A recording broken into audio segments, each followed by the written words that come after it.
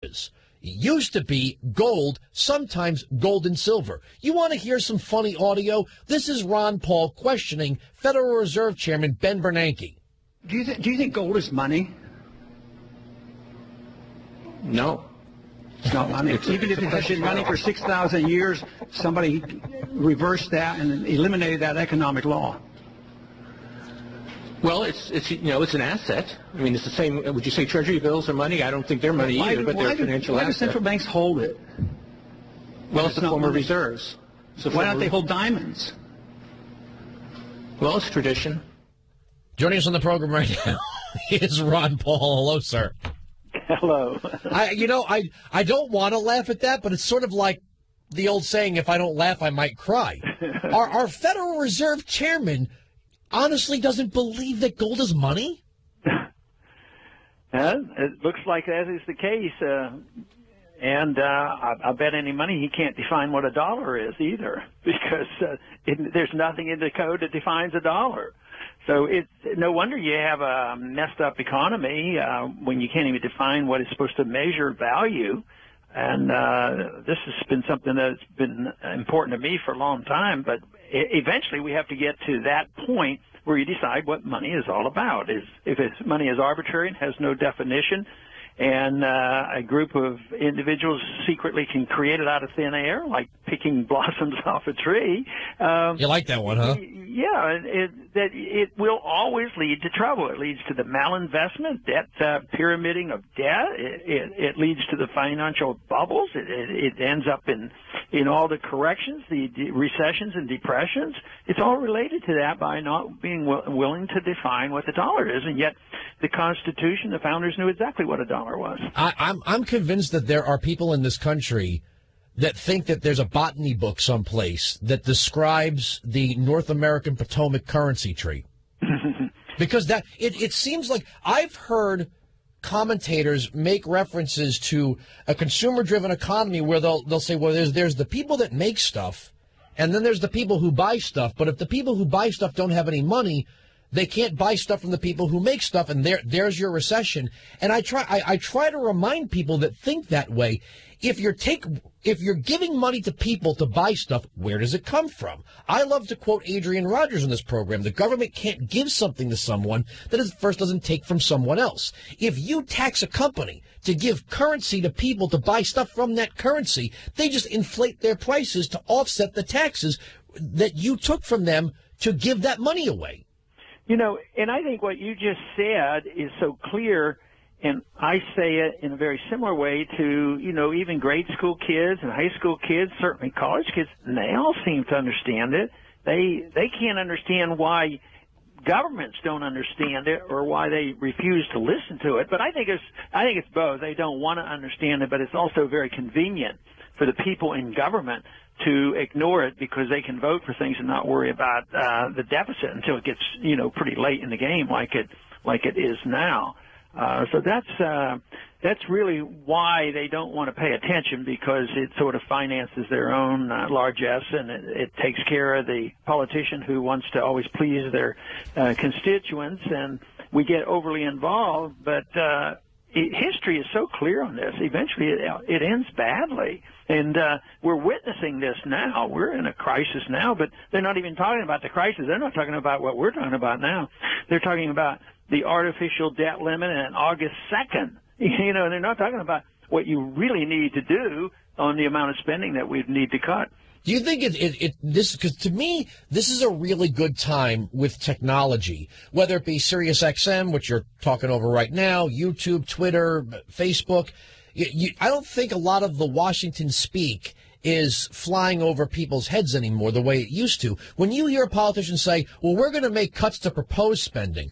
Well, gee, I mean, you could sound like a saint on the cuts to proposed spending. Just propose 90% more than you actually want to spend, cut it back to what you want to spend, and say, look, I saved everybody 90%. Yeah, and that's essentially what they've been doing.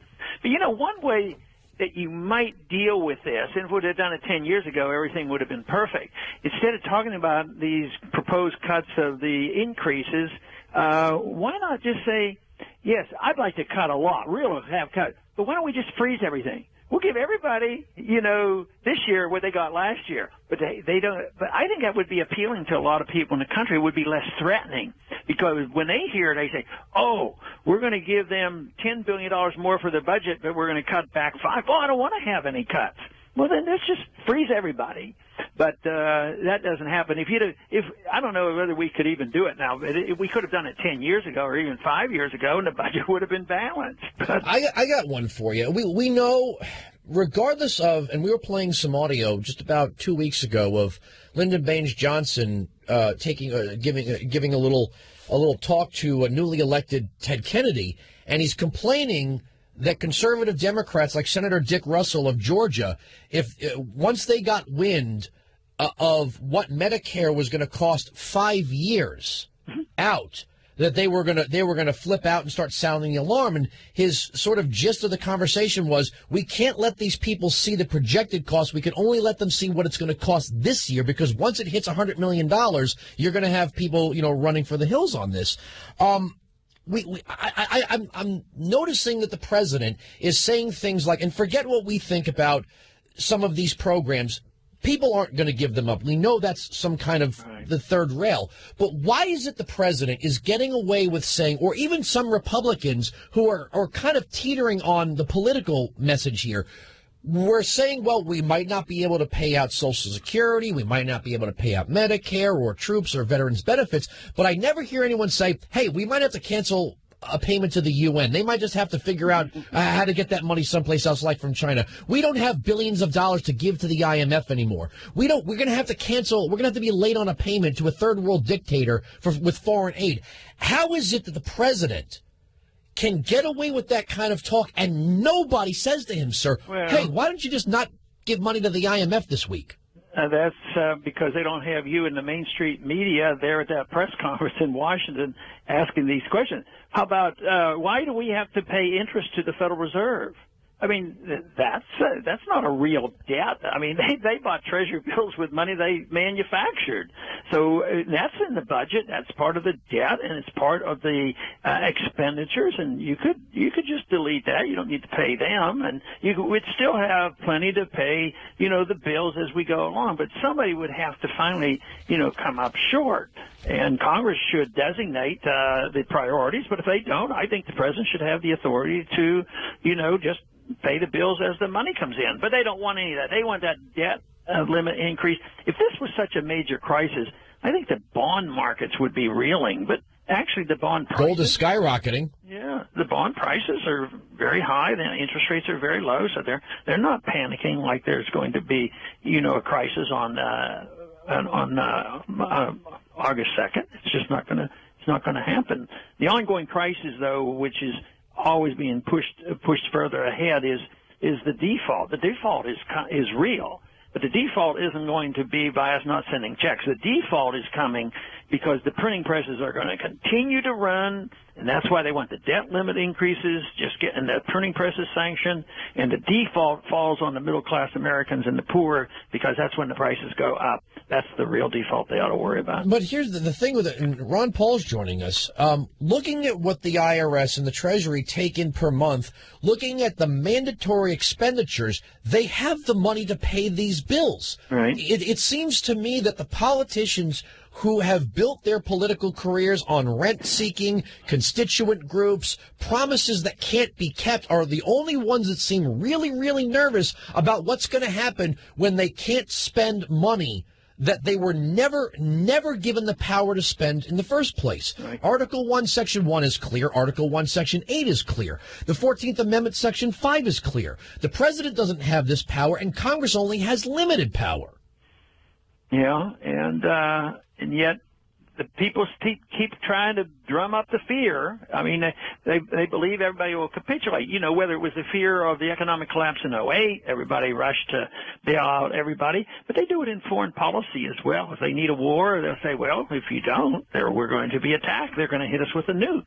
Oh, well, we better go start another war. It's on and on. It never stops. Oh, they're going to come after us, so we need to give up all our freedoms, and we need to have the TSA and probing us and x-raying us forever for no real purpose at all. Do you think? And I'm hoping to get I'm going to ask you a point blank question here. You think John Boehner's going to be the one to cave here?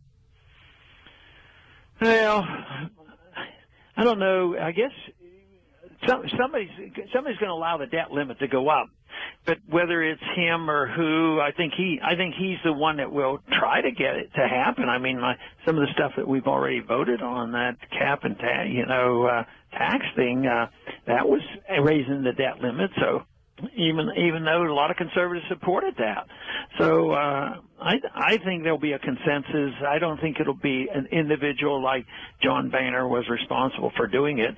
I think somebody's going to get together, and the debt limit will be increased.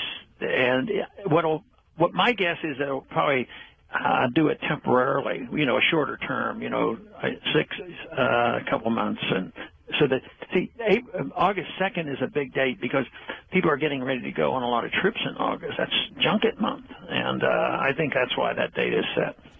Well, it just seems to me that the federal government is never going to learn its lesson. So long as the goalposts can be moved, they are never, ever, ever going to change their behavior. And this is the thing. They keep saying that Reagan had it raised and Clinton had it raised and H.W. had it raised. Everybody's raised it. But at what point, and we're running out of time here, so I don't know if you have time to answer this in full, at what point does just the interest alone consume nearly 100% of GDP? Well, we don't know that because we don't know what interest rates will do. They'll try to keep interest rates very low, but eventually the market will dictate higher interest rates. But I think what will limit it will be the value of the dollar in the marketplace when prices go up. I think that's when the whole thing comes down on our head. Just as it came down on the Soviets' head, they couldn't maintain their empire when they got preoccupied in Afghanistan. And I think the same thing will happen to us. I think that's going to happen within the next couple of years. That's frightening. All right, Ron Paul, we love having you on the program, and whenever you got something to say, you got a platform here. Thanks for coming on the program. Thank you. Good to be with you.